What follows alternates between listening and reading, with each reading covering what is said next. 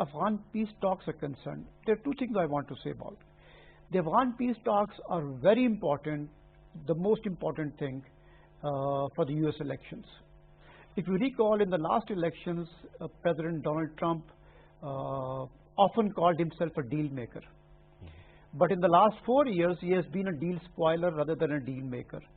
He could not make a deal with North Korea. He could not make a deal with Iran. He actually came out of a love deal. letters Yeah. have been found also. So he wanted to give that impression to his people that he's a deal maker. That's why he has asked Bahrain and UAE to make a deal with Israel so close to the elections. And that's why he would like that these... that's the ace card he has, sir. Yeah, and he would like that these negotiations between Taliban and Afghan government, that it continues. At least if they don't make a decision, if they don't reach a solution, the talks should continue. And that is what his aim is. As far as Pakistan's relationship with Afghanistan during the peace talks, I think these will be very cordial. But after a deal has reached, I think this will be a transactional relationship between Pakistan and Afghanistan and USA, as it has always been.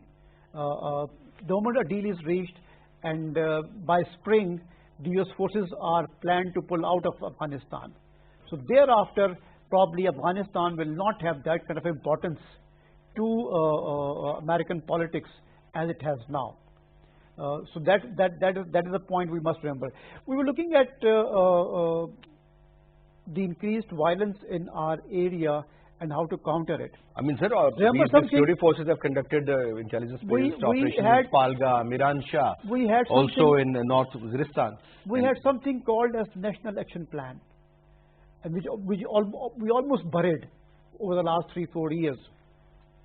I think there's a need that all the political parties once again get together and looking at the current situation that prevails in the region and in the country.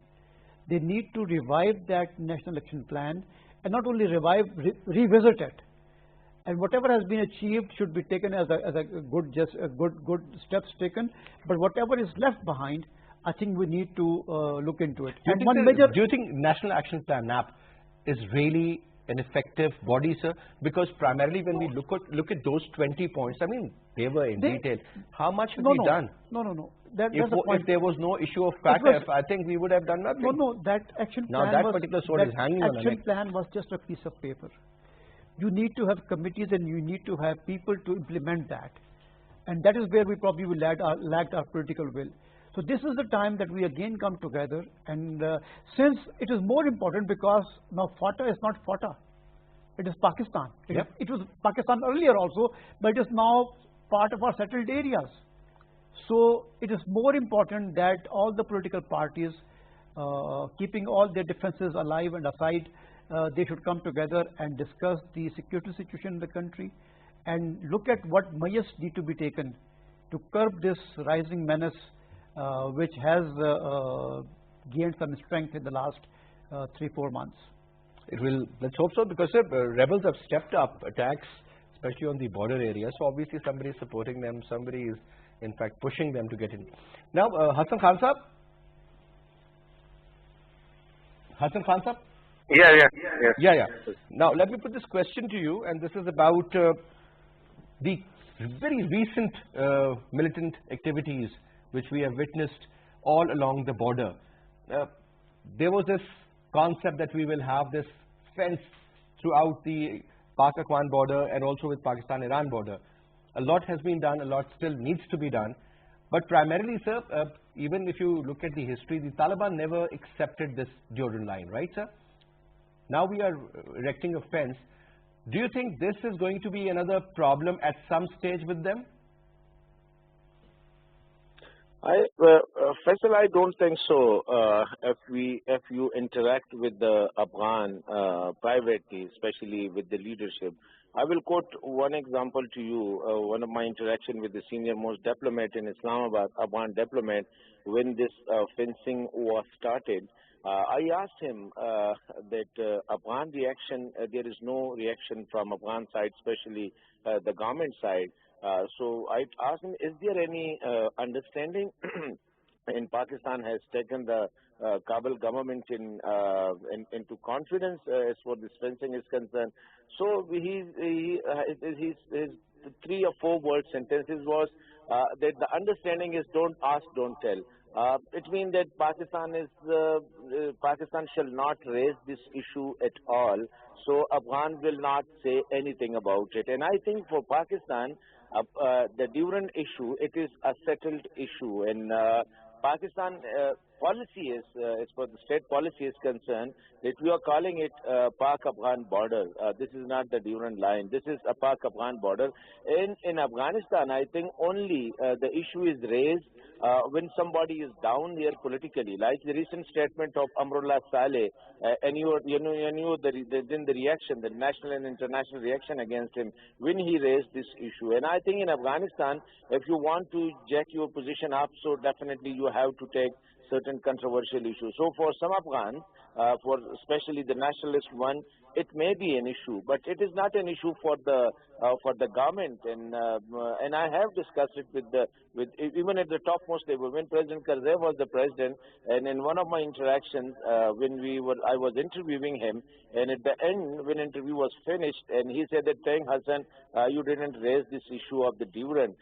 So it means that Afghans also do not want this issue to be raised at any forum by Pakistan. And I think Pakistan has a good policy that Pakistan is not raising it at a formal forum with Afghanistan. So for Taliban, I think it will not be. They will not try to. I think to reignite this issue of the Durand with Pakistan. Neither any Afghan government will do that. You look at the Afghan government, the recent Afghan government. President Karzai was for 13 years, and he never once raised this issue at any official forum outside the Afghanistan or inside Afghanistan at official level. Neither President Ashraf Ghani. So this Amrullah Saleh, he is the type of a person who is not liked by the moderate Afghan, by the peace-loving Afghan, and you know his position. He seems to be totally isolated, and he is just relying on the social media, the responses from the social media. It is very unfortunate. He is called a Facebook, who mostly rely on the likes on the Facebook or the Twitter, etc. So I don't think so that the Pak-Afghan border issue, it is such a burning issue where Afghan will pick it up as for the fencing is concerned. And fencing was done, I think, with an understanding with the Kabul. As I mentioned you, the incident where I asked this Afghani diplomat in Kabul, in Islamabad, and he said the policy is don't ask, don't tell. It means that it is the border. You do whatever you want on your side of the border. Afghan will say nothing about it. So if that is a policy during the hard time when there was a type of the line of communication between Kabul and Islamabad was very weak, or either it was cut up, that was the Afghan government policy. So I think once the Taliban are there, if God forbid Taliban are in power, so Taliban have a very good understanding with the Pakistani establishment historically or even currently. So I don't think so that it will be an issue either with the Taliban or either with any other government in Kabul. All right, thank you very much, Hassan, for your comments. Now, last couple of minutes, a quick comment on this very important point. Professor, first you and then Avim Saab. That is about the Taliban want an Islamic system of government. That is the focal point. I mean, the one of the demand. Now, sir, this has been the bone of contention for a very long time, that when you talk about the Islamic system of governance, what sort of Islam are you talking about? Is it your own version of Islam? Or do you think the demand over the last, let's say, decade or so, they've also understood that absolute control is not the option. It's a modern world. One has to get education. One has to move on. That old tribal school of thought doesn't prevail now. So the previous Taliban ascendance to power inside Afghanistan was through conquest, was through wars, was through fights. This time when they are talking to the other side of Afghans, you know, they are talking, it's through dialogue, you know, they are holding talks in Doha. And that's why the other side has also been putting their own conditions. I mean, the effort to make a modern society over there, effort to make a structure of state over there, because there was no formal structure, no formal Afghan army, no police structure inside Afghanistan. But these 20-odd years, they have seen some kind of system over there.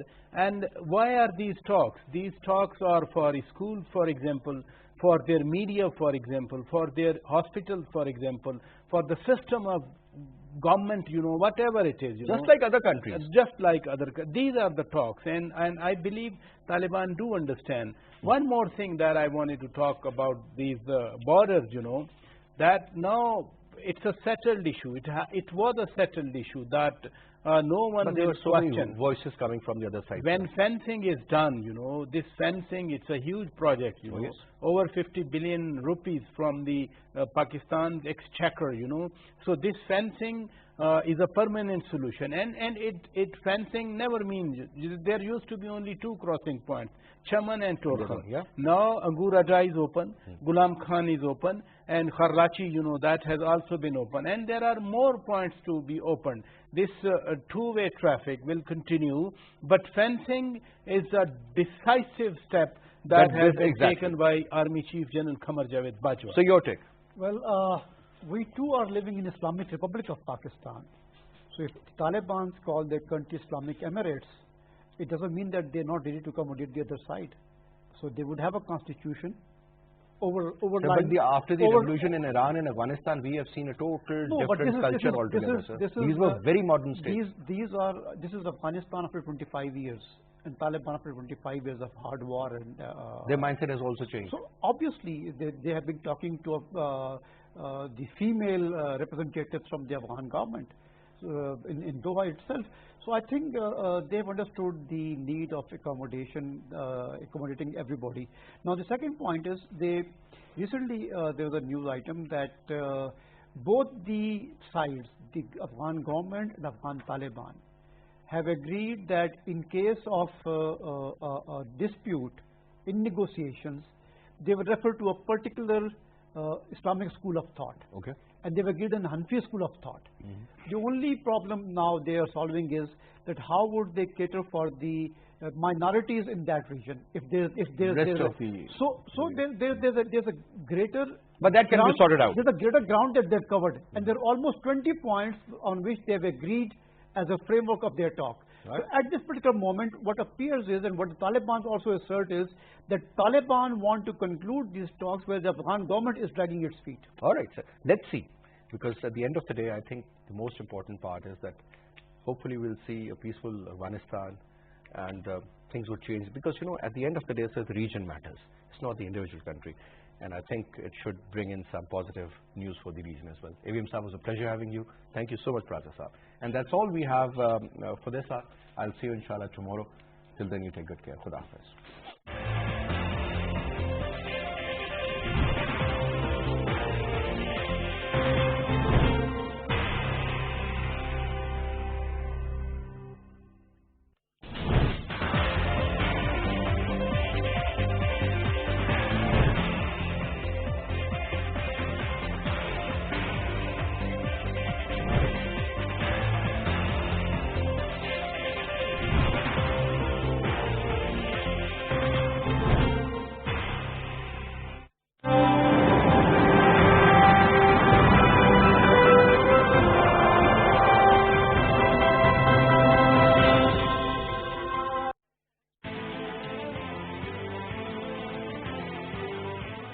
People started claiming that, the Prime Minister has said sack Azhar Ali as a test captain. Never at any stage did the Prime Minister say to Azhar Ali, sack him as, or to us to sack him as captain.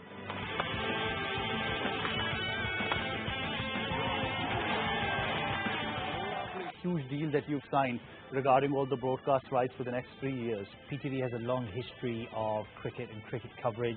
It's going to generate $200 million.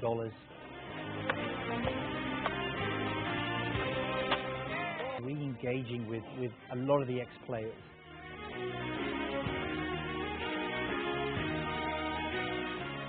In the next 2 years, we've got South Africa, New Zealand, England and Australia all due to be coming, and that is going to be a huge step forward for us.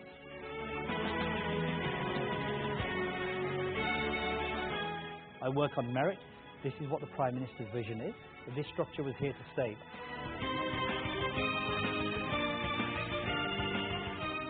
18 months on the job, not been a bed of roses, roller coaster ride. Criticizing is a very easy job. When you ask them for solutions, they look at you and say, what?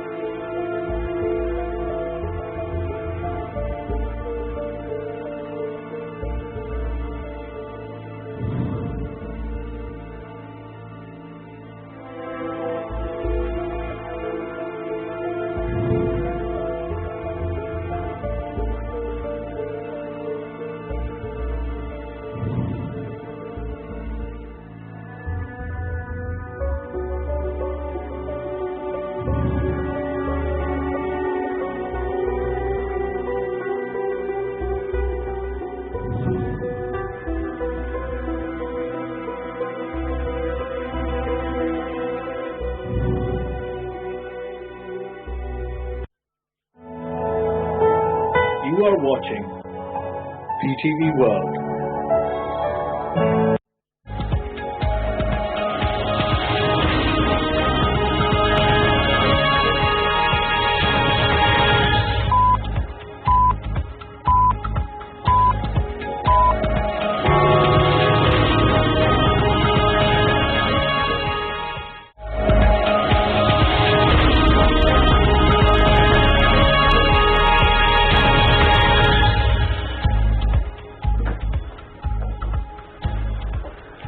Bismillahirrahmanirrahim. Assalamu alaikum and a very warm welcome to PTV World News. I'm Shahzad Qayyum with the top stories of this hour.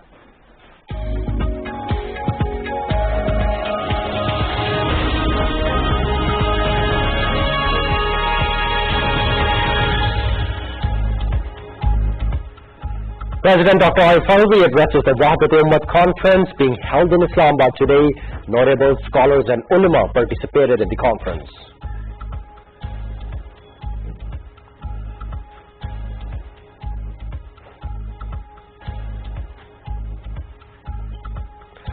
Foreign Minister Shah Mahmood Qureshi says Pakistan Army rendered immense sacrifices to bring peace in the country. Says the incumbent government resorted peace in Karachi and tribal areas. Foreign Minister says opposition wanted bargain on FATF legislation.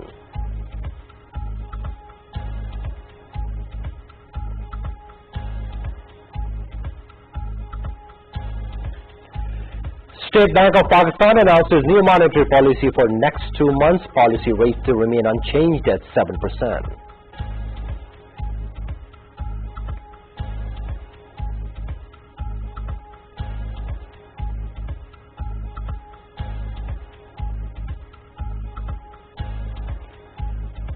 Special Assistant on Climate Change Malik Amin Aslam says the government's 10 billion tree tsunami program will undergo an independent third-party evaluation to ensure its transparency and credibility. The first countrywide anti-polio campaign since the outbreak of coronavirus pandemic begins. During the 5-day drive, nearly 40 million children under the age of 5 years will be administered vaccine. India reopens Taj Mahal for visitors after its longest 6-month closure due to the outbreak of coronavirus pandemic. Shaheen Shah Afridi becomes the first Pakistani to take 4 wickets in consecutive deliveries, overall 7th player to do so. And birth anniversary of legendary vocalist and actresses Malika-e-Tarannum Madam Noor Jahan is being observed today.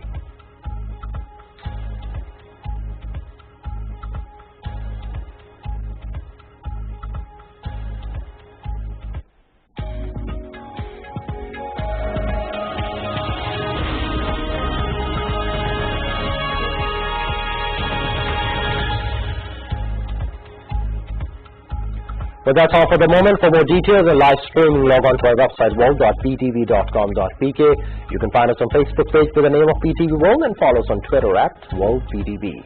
Thanks a lot for watching, and it's goodbye for now.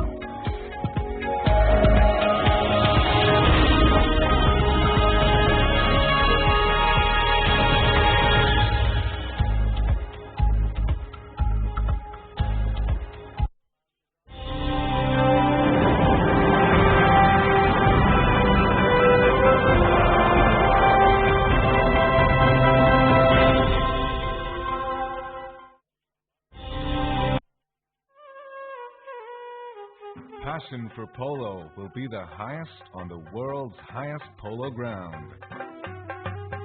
Chandur invites visitors to experience a traditional polo tournament between the teams of Chitral and Gilgit. The tournament is held on Chandur Pass, the highest polo ground in the world, at 3,700 meters above sea level. The first time a polo tournament took place on the Chandur Pass was in 1936. It is a place unique and exotic in itself, surrounded by some of the most spectacular mountain scenery in the world. The event marks the annual rivalry between the teams of Chitral and Gilgit. The polo tournament has some added attractions for the visitors: trout fishing at the nearby streams and lakes, and a festival of folk dances and music of northern Pakistan. The event in itself offers a fascinating insight into the lifestyle of the people of this region.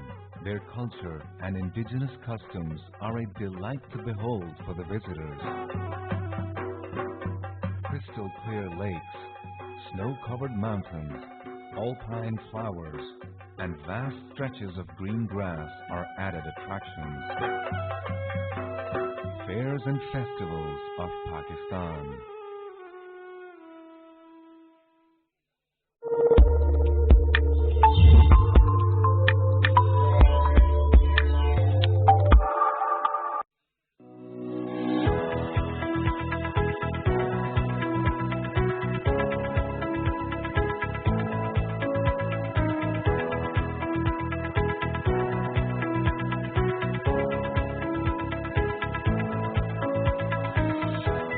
Islamabad, the capital city, bustles with politicians and business activity. It stretches out around the foothills of the Margalas. To many, Islamabad is just that: lush green views in a modern, urbanized capital that houses politicians, diplomats, and the Pakistani elite.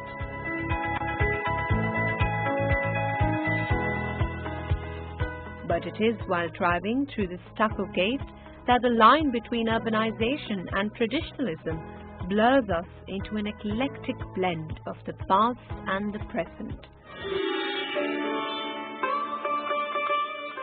The alleyways that bend through the village hold remnants of a rather colorful, regal history. A tourist site today, the village was once a garden resort known for its natural springs.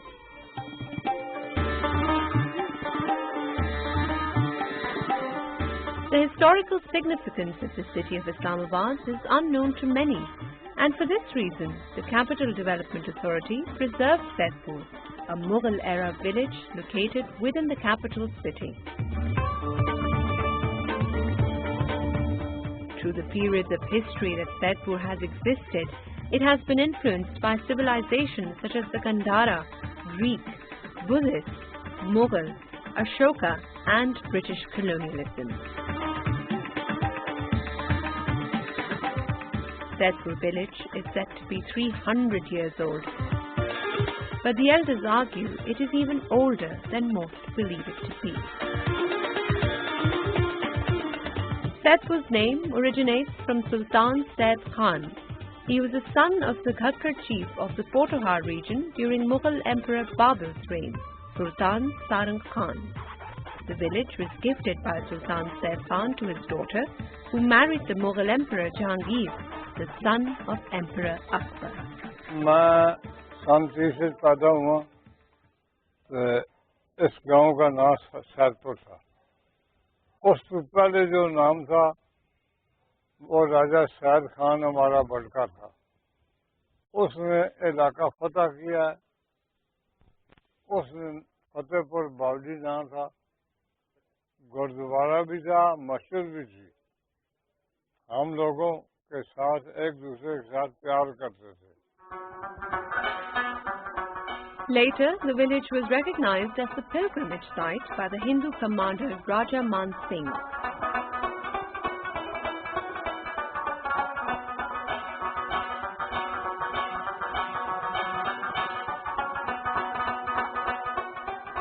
In 2006, the CDA began remodeling project of the Saidpur village. The French government provided technical assistance in the remodeling procedure. The purpose of the preservation project was to give visitors a taste of the multicultural, multifaceted heritage of Pakistan. The initial cost of this cultural project at the time was estimated at 400 million rupees. French ambassador Régis Jabelanes was very supportive of this initiative and invited French architect Max Bois-Robert. Bois-Robert gave his expertise to develop remodeling methods that would not only give the necessary modern upgrades, but also preserve the natural impact of the village. Extensive preservation work was done to restore historical sites such as the Hindu Mandir and Sikh Gurdwara. Mud houses were given an uplift to improve aesthetics.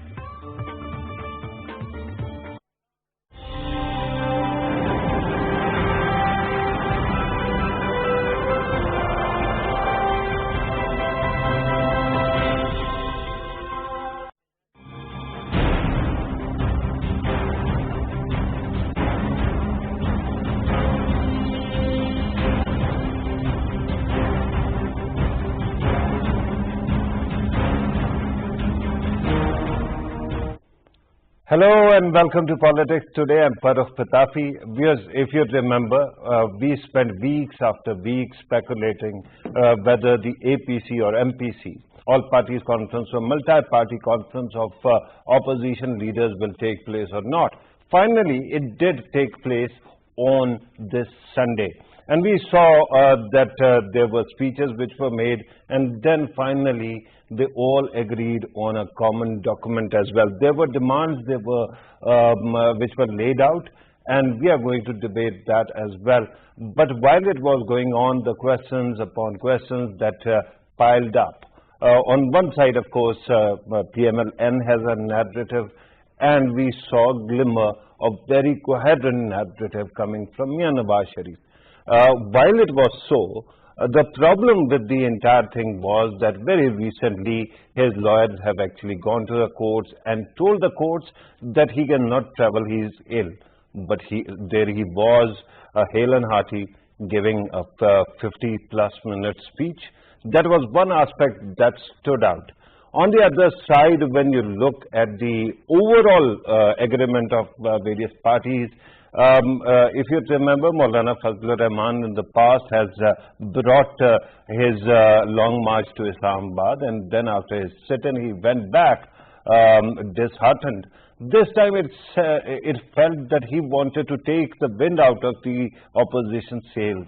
And he, while the opposition kept on saying that it is going to bring down the government, amazingly Maulana said that it is a hung parliament. If you resign from the parliament, the government or at least the assembly will automatically come down. But that didn't happen. Instead, what we have seen is a timeline stretched over 4 months. Next month they are going to launch agitation, then it culminates in December, and in January they believe that they are going to come up with a long march towards Islamabad. We are going to talk about all these matters and more. There were contradictions on one side that came from the opposition, but there was coherence as well on the other side when it comes to government. Today, 4 senior ministers of the cabinet also spoke to the media, and we have been hearing the government's counter-narrative constantly coming from the television and social media. We are going to talk about all these matters and more. In order to help us understand these issues and to clarify the point of view of the opposition, we are joined by Engineer Khurram Dastagir Khan Sahab, who is an MNA of Pakistan Muslim League Nawaz. He is also former Defense and Foreign Minister. Thank you very much, Khurram Sahab, for joining us on Skype. In studio, I am joined by Shandana Gulzar Khan Sahiba, MNA of Pakistan Tehreek-e-Insaf, the ruling party, and also Chairperson Commonwealth Women Parliamentarians. Thank you very much, ma'am, for being part of the program. Khurram Dastagir Khan Sahab, I have to start with you, and I have to ask you right now. The easiest solution was that the opposition would have resigned from the parliament and also brought down the Sindh government, which is within your capacity to do so. But that didn't happen. Instead, you have gone for the longer route. Can you explain why? The principal purpose and the end point of the opposition's effort that was begun yesterday at the APC is to reach a free, fair and interference-free elections at the earliest opportunity. Okay. So everything has to be geared towards that. So the opposition's resignations, they are very much on the table, and whenever the opposition leaders feel that our resignations from Sindh and National Assembly and Senate, provincial assemblies will provoke a general election, the resignations will be tendered.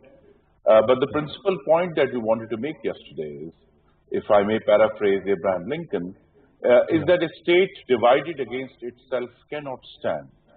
The state has to have a center of power, and right there in the beginning of the Constitution, it says that after Allah Almighty, the ultimate authority in the Pakistani state will be exercised by the elected representatives. It does not mention anyone else. So that's the aim that we are aiming for. So it's not a resolution or a declaration against any institution. It is in fact a declaration which states clearly that we have to go towards, try to make real, try to make alive what is written in the Constitution, is to have a government and a state in which power is exercised by its elected representative and the government that has been elected by the people. Right. Regarding representation of elected representatives, that is quite crucial an issue, and we see that you have been actually talking about that. But yesterday, when we looked at the participation of People's Party, there was this implication in Maulana Fazlur Rahman's unaired speech that somehow People's Party doesn't seem to be on board regarding resignations. Is it true? Well, I think the question is better answered by a representative of the People's Party. But I can I'm at talking least about add your this impression, much. sir. Yeah, my impression is that since People's Party at the moment elected government in Sindh, and it's something that is a major political asset that they have, and they will be hesitant to let it go. But People's Party has made it very clear yesterday, both to us and all the other 11 assembled parties at the APC, that when the times come, when we reach a certain stage in our resistance movement, then it will be willing to not only resign from the National Assembly and other provincial assembly, but also from the Sindh Assembly itself. So the Sindh government, they are willing to forego it. Right. So there are things which actually need some kind of hardening. Let me come to the studio. Shandana Sahiba, you have listened to the reaction of the opposition. But here's a question about your strategy as well. It seems for us a brief heartbeat that your party actually is raising the profile of APC. I mean, Shahbaz Gill Sahab actually, when it comes to the APC, before that he says nobody should be airing the speech of Mian Nawaz Sharif on air, right? And then the speech comes and there is no stoppage. And you keep on talking about that. rather than distracting away from that speech, what we saw was your leaders actually building up the profile of APC meeting. Can you explain why? Thank you, Farrukh sir. A couple of interesting points have been raised, and I'll try to respond to all, but perhaps I'll start in the reverse order, the last question you asked. You must have seen the press conference from today where we had our 4 federal ministers, all in tow, and discussing yesterday's press conference of the MPC. I find it difficult to call it APC because, in fact, it is not so. All parties means all parties, not your party was not the opposition parties only, and a number of others. Right. I think our strategy is fairly simple when it comes to either APC or Pakistan. It simply means focus on your job and let the distractors do what they have to do. Okay. Because to me, it was a rather desperate APC, MPC in reaction to what happened to the FATF bill last week in the joint session. I don't put much credence in it for the moment, because if you were to pull out speeches just 6 months before the election of Bilawal Bhutto Sahib, of Maryam Sahiba, of Nawaz Sharif, and they were attacking each other, and both parties were stating that somehow we are in cahoots either with the PMLN or what was the famous statement Maryam Bibi made? Zardari Niazi Bhai Bhai, Zardari Imran Bhai Bhai. Right. So it's a bit difficult to lay any credibility to the same people who were, lusting for each other's blood nearly 2 years ago, and now they're best friends on the way to democracy. Because I didn't hear a single thing about COVID yesterday. In the MPC, I didn't hear. There was a one-liner on poverty, but that's it. Right. Most of it was about democracy. But how is democracy and an NRO equivalent? No, it's not in my language, but anyways. Now, to come back to my point of view, this is not a PTI point of view, this is a Shandana point of view. My question about your party's members, advisors, cabinet ministers raising the profile of the APC, you could have ignored it. We still have. And then someone comes on here and says that this speech should not be aired, then it is. And then there are no consequences. So I'll tell you, yes, no consequences. Interesting. The court did order in Altaf Hussein's case that he cannot appear on live television because he is a convicted offender. Same for me as Nawaz Sharif. The issue is the following. Because we are a little bit familiar with now how the opposition works in the assembly, they usually try to twist even the simplest things towards their favor. So had we not allowed, and this is a tactical issue, not a legal issue, the speech to go through, I know what they would have said. The same thing Maulana Fazlur Rahman said, that what are you scared of? And he was essentially attacking PMLN and People's Party, that why I was not allowed to speak. And I'll tell you why he was not allowed to speak. I mean, not allowed to air his speech.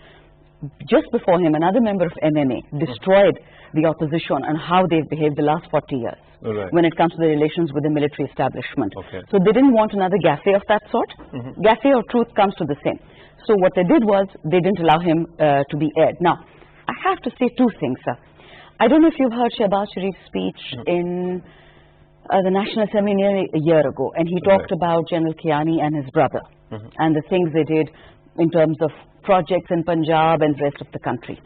Had Mian Sahib said that yesterday, had he regretted being under General Zia's wing, had he regretted being under General Jalani's wing, had he regretted taking an NRO from Musharraf, had he regretted his dealings with other military officers, his statement could have been credible. He could have been pointing out systemic issues within an institution.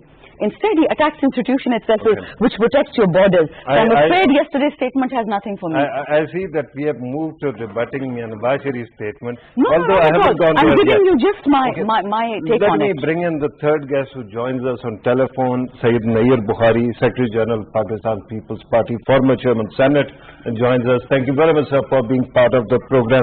Nayyar Bukhari, sir, apparently yesterday when former President Asif Ali Zardari was talking, he said that the purpose is to bring down the government and to install democracy. And yet, when Maulana Fazlur Rahman suggests that the easiest way to do that is to actually resign from the parliament, and bring down the Sindh government, at that time it doesn't seem that the opposition parties, major parties agreed. Why do you think you chose the long route rather than the shorter one? Thank you. In fact, the declaration which was announced last night, that was a consensus declaration. Obviously, things are discussed, and there can be a difference of opinion on the methodology of how to move forward, But ultimately, every political party which was present over there, they agreed on all those points, and after the agreement, then there was an announcement of the action plan. So initially it was the plan to start the political process right from public meetings to educational rallies and ultimately. And one thing I tell you, Mr. Pitafi, if you see the political history of Pakistan, whenever there is an united front by the opposition parties or there's alliance by the political parties against any government which is not delivering and which is not to the aspirations of the people of Pakistan, it always took 3 to 4 months, and then the governments are forced to be removed or they opt to move for the change, And you see, when the thing started in 1969, and ultimately they culminated in March. They started in 68 November and culminated in March 69, And even if you see the movement which was against our government in 1977, so it's not a 2020 match, that it could be decided within 6 hours or 8 hours, It's a political process, and we have chosen a political process which would be certainly to activate the people of Pakistan. The people are now fed up, and they are in a miserable conditions, and particularly they see the way the governance is being done, and the problems, which we are facing today, and now we see the economy, and the worst thing is the price hike, and that affects the common man, Nair Bukhari sir, with your respect, I understand and appreciate what you are saying regarding political process and agitation being a part of it. If memory serves me, when the elections took place, all the opposition parties came together and they said that they are going to actually boycott the parliament, or there were voices of that sort, and they also said that they are going to agitate. And then we saw a very interesting two-tone kind of attitude. In the parliament, you would oppose till the time you absolutely had to vote in support of the government. Outside there was talk. So don't you think that this skepticism about opposition's inability to agitate is realistic? This can be viewed by people talking on the television who are actually not in the politics. And politics could not be understood by every person of the society, Politics is to be understood by the politician itself. And they have to decide that what mode is to be adopted. And primarily when the elections were over, the political parties had an APC at that time also. And all those options were discussed. And ultimately it was agreed that we wanted to have the continuity of the system. And since 2008 onwards, political parties, and particularly Pakistan People's Party was in power, We did our every effort that the system should not be derailed. And even you would recall when there was a dharna by our political party against, although we were in opposition, and then PMLN was we came that the system should continue and there should be any unconstitutional measures. So, point was this: if we are going to start our education, that is our legal, constitutional right to agitate on issues which the people are facing today, right now. That is quite fair an assessment. Let me go to Khurram Dastagir Khan Sahab and Nair Bukhari Sahab. If you can stay with us, please do for the length of the program. Khurram Dastagir Khan Sahab, the same question to you, sir. Opposition talks a great game about bringing the government down. But we have seen many a times when opposition said one thing and then voted in support of the other thing that was in support of the government. Why is it that the opposition seems to lack the kind of focus or, you know, dedication to its own cause? The opposition's principal purpose, which I'm repeating in your program, is to free, fair, and interference-free election. Right. So unless we have some understanding and guarantee from institutions that rigged the last election, 2018, to bring down the government would be a cure worse than the disease. It will only repeat the 2018 exercise, which has brought the country to its the current disastrous and catastrophic governance that we have in terms of both in the economy, in foreign policy, in terms of democracy, in terms of federalism. So the issue is that unless we are able to reach an understanding that a free, fair and interference-free election is now possible, only then the opposition will begin to make its move, whether it be resignations or some other kind of political action to bring down the government. Because as Mia Nawaz Sharif said very clearly, and I'll also sort of enhance what he said, was that unless we have an understanding that the next election is going to be truly fair and will reflect the will of the people of Pakistan in all 4 provinces, until we have an understanding from all institutions of the state, down government will be less than meaningful.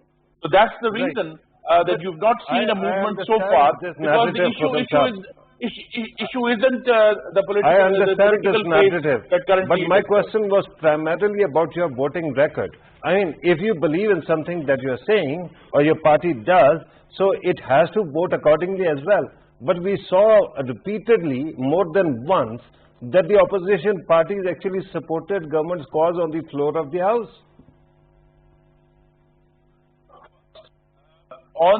There were 14 FATF bills. We supported 11 of them after massive amendments. I'll just give the example of the Mutual Legal Assistance Bill that was passed in the previous joint session.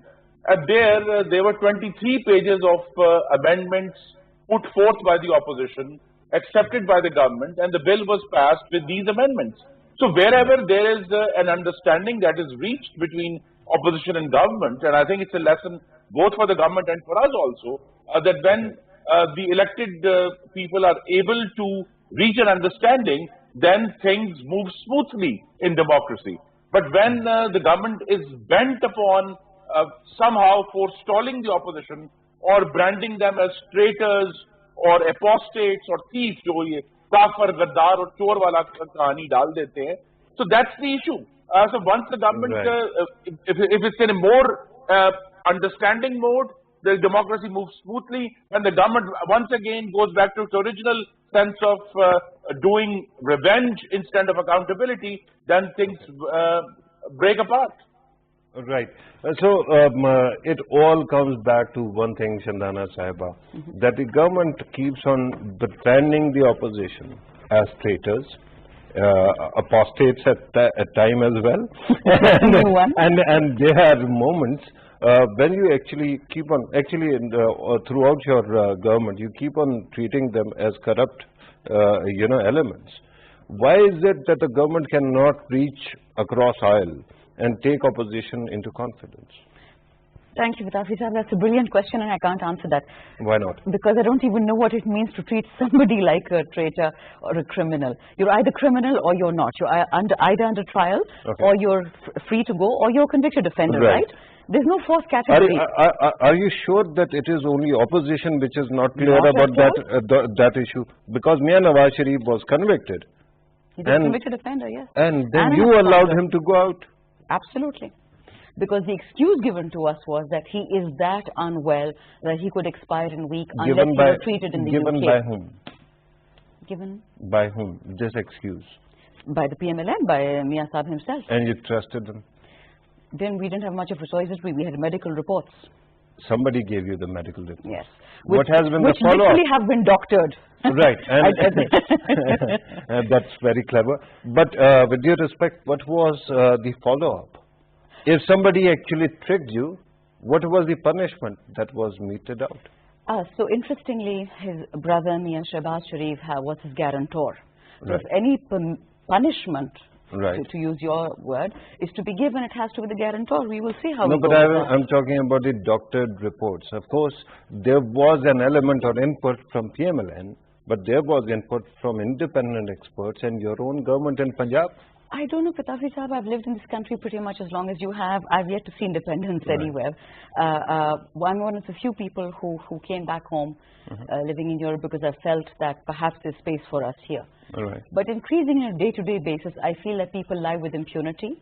Disingenuousness is at best, because you see at least they're well-intentioned, they're liars, but they're well-intentioned. And then you a lot catch of them, time, then you catch them no, and I don't punish mean them. this. I mean the general mentality seems to be that to save your skin, to fleece the country, it's okay to say whatever you will because you're a Democrat. That's a very interesting fallback position. If you'll allow me to expound a little bit. Right. There was a statement made by Mian Nawaz Sharif Sahab yesterday. He said that there's not been a single election in Pakistan which was not rigged, which I found very interesting. Again, Freudian slip. I was in the 2013 election when my father stood from PTI. Right. My entire police station of my area, my village, was sold out for 1.5 crore rupees at that time. We called in the Rangers, we called in the world to help us. Nobody would help us. Okay. So it's what I find interesting is not that they should resign now or they shouldn't resign now. That's entirely their choice. If they feel this is selected parliament, then let them tender their resignations. And I found this statement very interesting by Khurram Dastagir Sahib. He quoted his leader as having said that unless we reach an understanding that's going to be a fair election, exactly President Trump's words, that unless I win, I will not accept this election. You can't be a spoiled brat and be crying for winning all the time. Right. And No, but honorable... hang on. You said the same thing about 2013. They're talking about, they're taking a leaf out of your book, right? They're actually questioning 2018. And they have a right to question it. What I find interesting is that if we're a selected government, we resigned, we were on the container for God knows how many months. And we bore the brunt of that. Till today we do. What's stopping them from the day that Khan took oath, that we took oath? They should not have taken the oath on 13th of September. So August 2018. Here's another question for you. And that is your approach to governance is there. It is quite visible. You are trying to bring about reforms. But on the other side, one thing that stands out is your confrontational politics. It is always there. Even when the Prime Minister is offering to work with the opposition, 2 or 3 ministers are sitting on television talking against the opposition and using very harsh words. Don't you think that it is about time that you actually treat opposition as opposition rather than the enemy? Absolutely. But can I just suggest 2 things? Right. Since we're modeled on the Commonwealth, British style of democracy, and I've said this on so many shows, I'm bored of myself now. Where is your shadow cabinet? Where are your shadow ministers? Where was your shadow cabinet? We were 35 people. There are 160, for God's sake. Secondly, I'm sorry, this country has seen a lot of selected tyrants. I would not even call them elected prime ministers. And you have seen that record as I have. So let's not pretend this is the country of Democrats. This is the country of despots who raise another generation of despots. And they want to take over. I find this amazing. We have reared the next generation parliamentarians. Seriously? Who would tell me today that the Queen is the head of the United Kingdom? She is. In name only, because that's a monarchy, and it's going to go through Prince Charles, through Prince William, we are a republic.